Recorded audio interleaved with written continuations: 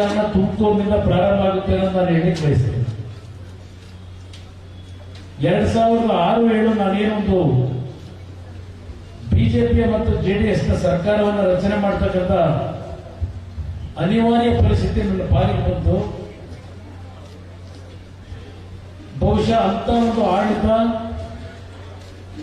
ಹಿಂದೆನೂ ಬಂದಿರಲಿಲ್ಲ, ಮುಂದೂ ಬರುತ್ತೋ ಇಲ್ಲೋ ಅಂತಕ್ಕಂಥ ರೀತಿಯಲ್ಲಿ ನಿಮ್ಮಲ್ಲಿ ವಿಶ್ವಾಸ ಗಳಿಸ್ಕೊಂಡ್ರು ನಾವು. ಆದರೆ ಕೆಲವು ಕುತಂತ್ರಗಳಿಂದ ಆ ಸರ್ಕಾರ ನಾವು ಮುಂದುವರಿಸಲಿಕ್ಕಾಗಲಿಲ್ಲ.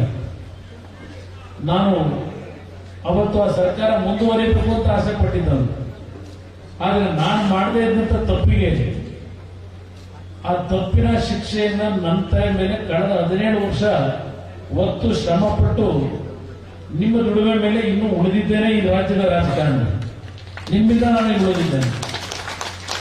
ಏಕಾಗಿ ನಾನು ಹೋರಾಟ ಈಗ ಆಗ ಸಂದರ್ಭದಲ್ಲಿ ಪಕ್ಷದಲ್ಲಿದ್ದಂಥವ್ರು ಎಲ್ಲಾ ಮಹಾನ್ ನಾಯಕರುಗಳೆಲ್ಲ ಒಂದೊಂದು ಹಂತದಲ್ಲಿ ಏನೇನೋ ಅವರವ್ರದೇ ಆದಂತ ಕಾರಣ ಹೇಳ್ಕೊಂಡು ಬಿಟ್ಟೋದಂತೂ ಮುಗಿದೋಯ್ತು.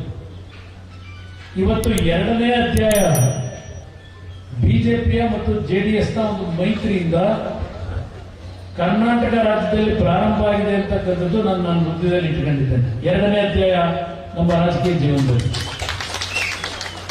ಇವತ್ತು ಪ್ರಧಾನಮಂತ್ರಿಗಳು